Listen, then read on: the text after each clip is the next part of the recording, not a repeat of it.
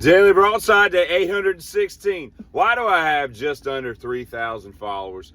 And there's people from Syria with 6,000, 9,000, 12,000 followers. And all they do is incessantly every morning come on live. Or I say morning, it's like daytime there, but it's morning here.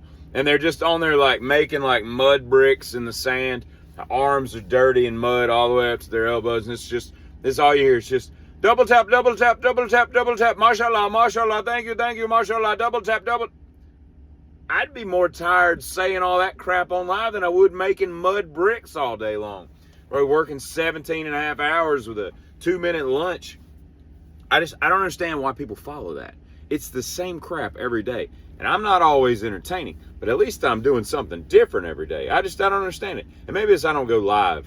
Maybe if I went live, I would get more followers. Or if I just said, mashallah, mashallah, mashallah, double tap, double tap, double tap every time I posted. Of course, double tap wouldn't make any sense if I wasn't live. But I don't get it. I don't understand who those 6,000, who those 9,000 people are and what they're entertained by. It's the same thing with the Syrian refugees. They're just begging for money is all they're doing. And I get it. I'm not hating the hustle, because if I lived in Syria and I had access to a smartphone, you'd be watching me make mud bricks too. I'd be mashallah, mashallah, mashallah, double tap, double tap. I just wouldn't have the accent. But anyway, it just doesn't make any sense to me whatsoever. And you know what the best thing about Ring cameras is what the best thing about Ring cameras is?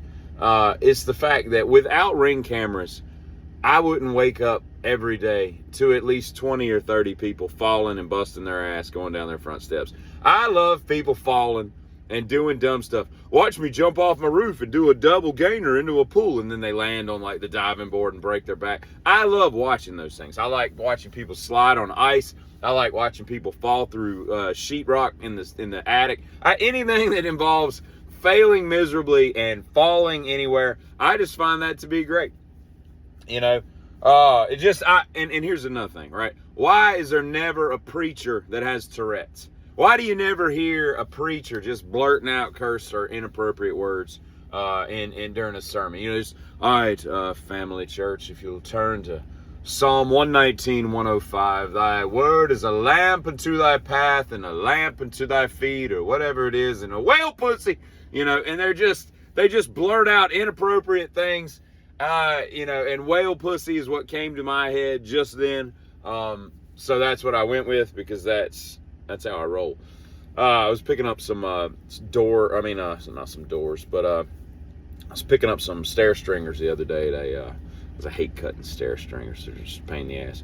And so I was picking some up the other day, and the people, it was like, it wasn't a box store. It was like a salvage type place. You can get stuff a little bit cheaper, but the wood is new.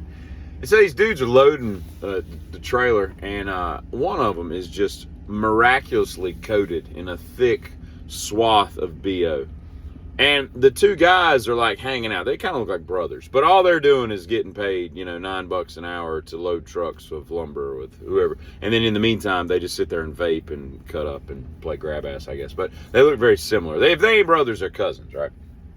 And what I don't get about it is I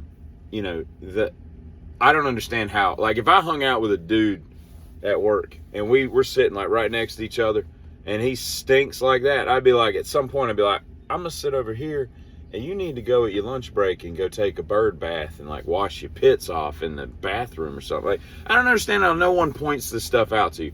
And I'm not judging the dude, because maybe he comes from a home that either doesn't teach those practices, he's out of deodorant for the week because they don't have the money to pay for it, or they just didn't give it to him in the first place. Because, there's a certain point in a boy's life where you gotta be like, listen, it's time for you to start wearing deodorant. You don't need it yet, but it's time to cut it off at the pass, Head it off at the pass, as they say. Go ahead and preemptively wear deodorant.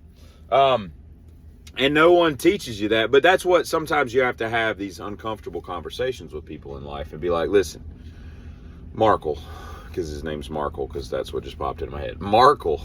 I don't know where that came. I was reading something about, what's that, Merkel, France, Merkel, that chick that runs France, or ran France. She's still, Angela Merkel, is she still in charge of France? I think she's still in charge of France. Anyway, Markle, come here. I need to see you in my office. Shut the door. Well, actually, keep the door open, because let's get a breeze going.